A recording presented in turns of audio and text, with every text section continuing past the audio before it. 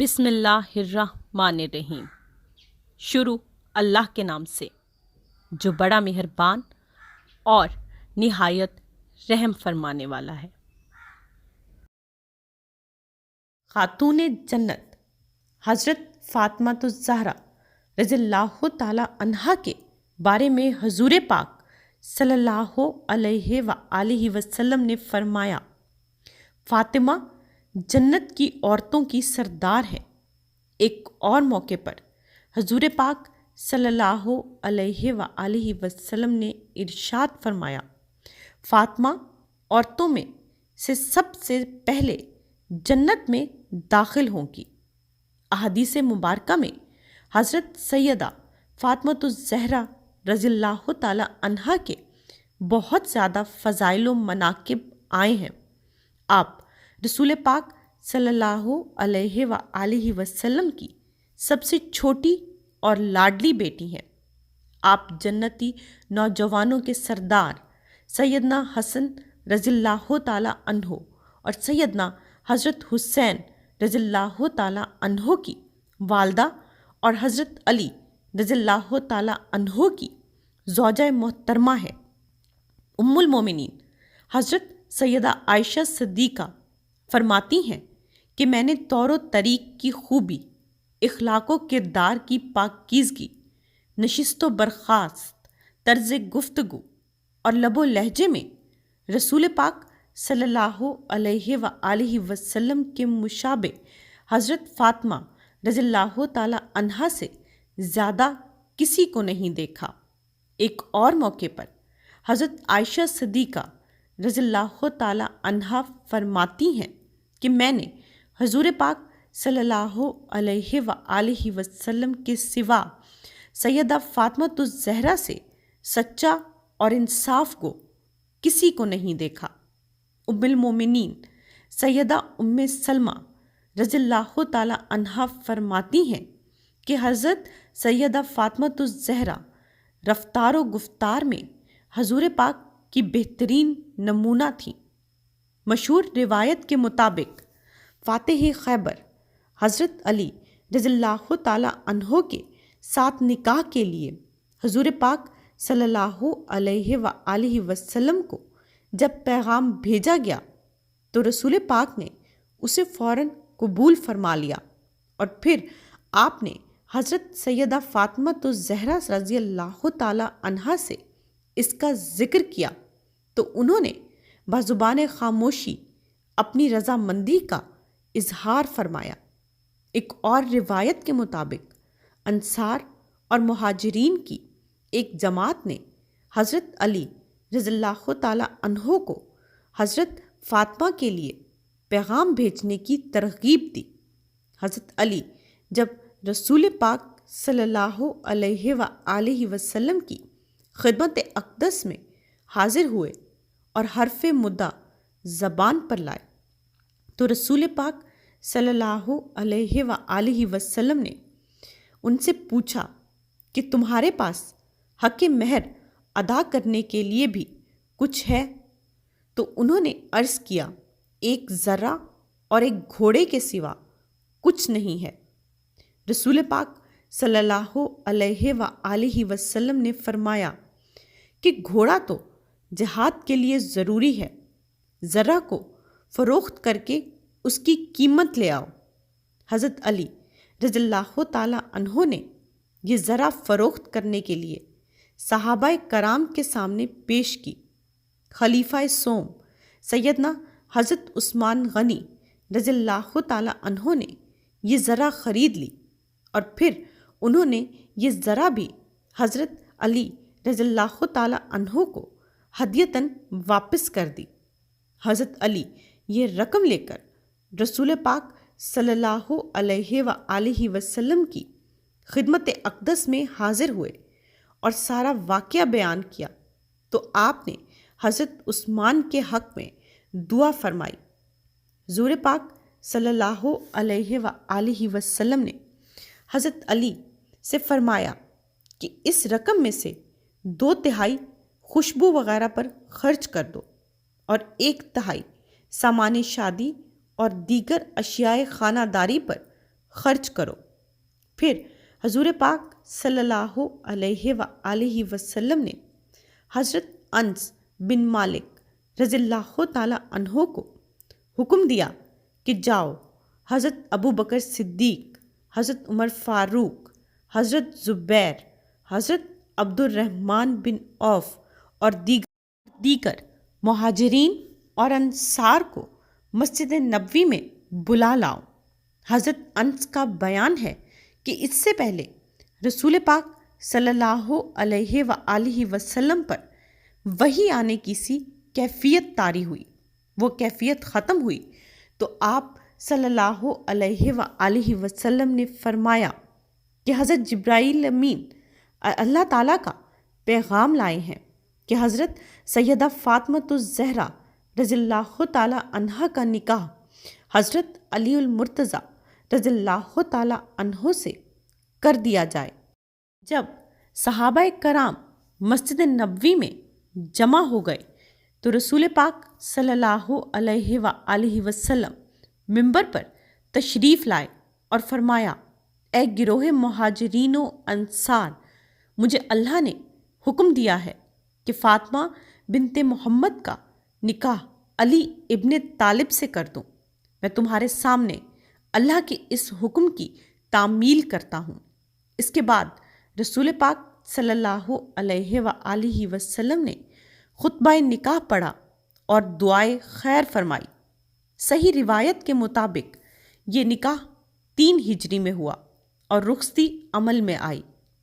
رسول پاک نے اپنی لخت جگر حضرت فاطمہ کو جو جہیز دیا، مختلف روایتوں کے مطابق اس کی تفصیل یہ ہے: ایک بستر مصری کپڑے کا جس میں اون بھری ہوئی تھی، ایک نقشی تخت یا پلنگ، ایک چمڑے کا تکیہ جس میں کھجور کی چھال بھری ہوئی تھی، ایک مشکیزہ، 2 مٹی کے برتن یا گھڑے پانی کے لیے، ایک چکی، ایک روایت کے مطابق 2 چکیاں تھیں، ایک پیالہ، 2 چادریں اور 2 بازو بند نقرئی اور ایک جائے نماز۔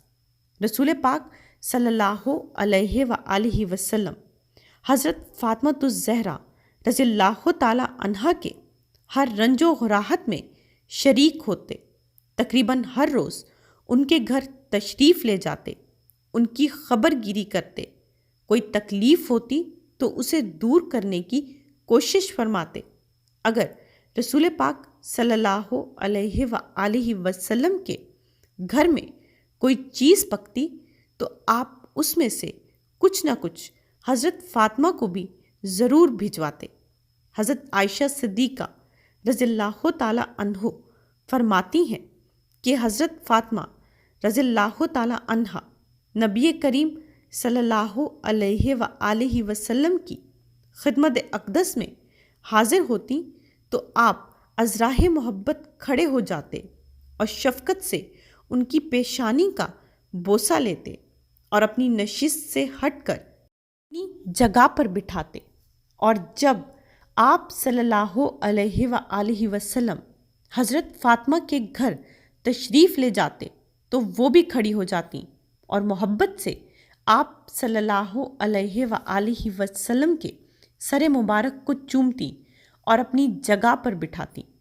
حضرت ثوبان رضی اللہ تعالیٰ عنہ کہتے ہیں کہ رسول پاک صلی اللہ علیہ وآلہ وسلم جب کسی سفر پر تشریف لے جاتے تو سب سے آخر میں حضرت فاطمۃ الزہرا رضی اللہ تعالیٰ عنہا سے رخصت ہوتے اور سفر سے واپسی پر خاندان بھر میں سب سے پہلے آپ رضی اللہ تعالیٰ عنہا سے ہی ملاقات کرتے، پھر اپنے گھر تشریف لے جاتے۔ ایک مرتبہ آپ رضی اللہ تعالیٰ عنہا کو بخار آ گیا، رات انہوں نے سخت بے چینی میں کاٹی۔ حضرت علی رضی اللہ تعالیٰ عنہ کا بیان ہے کہ میں بھی ان کے ساتھ جاگتا رہا۔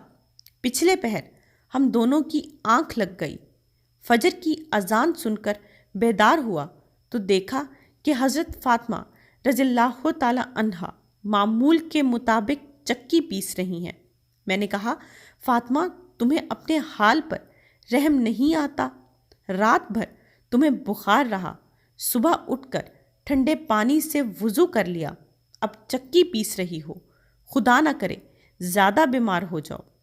حضرت فاطمہ رضی اللہ تعالی عنہا نے سر جھکا کر جواب دیا کہ اگر میں اپنے فرائض ادا کرتے ہوئے مر بھی جاؤں تو کچھ پرواہ نہیں۔ میں نے وضو کیا، نماز ادا کی اللہ کی اطاعت کے لیے، اور چکی پیسی تمہاری اطاعت و فرما برداری اور بچوں کی خدمت کے لیے۔ حضرت فاطمہ رضی اللہ تعالی عنہا خانہ داری کے کاموں کی انجام دہی کے لیے کبھی اپنی کسی رشتہ دار یا ہمسایہ کو اپنی مدد کے لیے نہیں بلاتی تھیں، کام کی کثرت اور نہ ہی کسی قسم کی محنت و مشقت سے گھبراتی تھیں۔ حضرت فاطمہ رضی اللہ تعالی عنہا کو عبادت الہی سے بے انتہا شغف تھا۔ مسجد نبوی کے پہلو میں گھر تھا اور رسول پاک صلی اللہ علیہ وآلہ وسلم کے ارشادات گھر بیٹھے سنا کرتی تھیں۔ ان میں عقوبت اور محاسبہ آخرت کا ذکر آتا تو ان پر ایسی رقت طاری ہوتی کہ روتے روتے غش آ جاتا۔ تلاوت قرآن کرتے وقت عقوبت و عذاب کا آیات آ جاتی تو جس میں اتھر پر کپ کپی طاری ہو جاتی۔ اللہ تعالیٰ کی عبادت، اس کے احکام کی تعمیل، اس کی رضا جوئی اور سنت نبوی کی پیروی ان کے رگ و ریشے میں سما گئی تھی۔ وہ دنیا میں رہتے ہوئے اور گھر کے کام کاج کرتے ہوئے بھی ایک اللہ کی ہو کر رہ گئی تھی۔ اسی لیے حضرت فاطمہ کا لقب بتول پڑ گیا تھا۔ حضور پاک صلی اللہ علیہ وآلہ وسلم جہاں خاتون جنت سے محبت و شفقت کا معاملہ فرماتے، وہاں آپ جگر گوشہ بتول حضرت حسن رضی اللہ تعالی عنہ اور حضرت حسین رضی اللہ تعالی عنہ سے بھی بے پناہ شفقت و محبت کا اظہار فرماتے۔ حضرت فاطمہ رضی اللہ تعالی عنہا کے یہی اوصاف حمیدہ تھے کہ ان کی وفات کے بعد جب کسی نے حضرت علی سے پوچھا کہ آپ کے ساتھ حضرت فاطمہ کا حسن معاشرت کیسا تھا، تو حضرت علی نے آپ دیدہ ہو کر جواب میں فرمایا، فاطمہ جنت کا ایک ایسا خوشبودار پھول تھا، اس کی خوشبو سے اب تک میرا دماغ معطر ہے۔ اس نے اپنی زندگی میں مجھے کبھی کسی شکایت کا موقع نہیں دیا۔ آپ رضی اللہ تعالی عنہا جود و سخا کی پیکر تھیں۔ ایک دفعہ کسی نے حضرت فاطمہ سے پوچھا کہ 40 اونٹوں کی زکوٰۃ کیا ہوگی؟ آپ نے فرمایا کہ تمہارے لیے صرف ایک اونٹ، اور اگر میرے پاس 40 اونٹ ہوں تو میں سارے ہی راہ خدا میں دے دوں۔ ایک مرتبہ رسول پاک صلی اللہ علیہ وآلہ وسلم نے پوچھا، بیٹی عورت کی سب سے اچھی صفت کون سی ہے؟ آپ نے جواب میں عرض کیا کہ عورت کی سب سے اعلیٰ خوبی اور صفت یہ ہے کہ نہ وہ کسی غیر مرد کو دیکھے اور نہ ہی کوئی غیر مرد اسے دیکھے۔ حضرت فاطمہ الزہرا رضی اللہ تعالی عنہا پردے کی نہایت پابند اور ہر درجہ حیادار تھیں۔ ایک مرتبہ آپ رسول پاک صلی اللہ علیہ وآلہ وسلم کی خدمت اقدس میں اس غرض سے حاضر ہوئیں کہ آپ صلی اللہ علیہ وآلہ وسلم سے کوئی خادمہ طلب کریں، لیکن فرط حیا سے دل کی بات زبان پر نہ لا سکی اور بغیر کچھ کہے ہی واپس آ گئیں۔ شرم و حیا کی انتہا یہ تھی کہ عورتوں کا جنازہ بغیر پردے کے نکلنا پسند نہ تھا۔ اسی بنا پر اپنی وفات سے پہلے وصیت کی کہ میرا جنازہ کھجوروں کی شاخوں کے ذریعے پردے میں ڈال دیا جائے اور جنازہ رات کے وقت اٹھایا جائے۔ مشہور روایت کے مطابق حضور پاک صلی اللہ علیہ وآلہ وسلم کے 6 ماہ بعد خاتون جنت بیمار ہوئیں اور چند روز بیمار رہنے کے بعد رمضان المبارک 11 ہجری کو آپ کا انتقال ہوا۔ آپ کی حیات تمام مسلم خواتین کے لیے ایک سیرت اور نمونہ ہے۔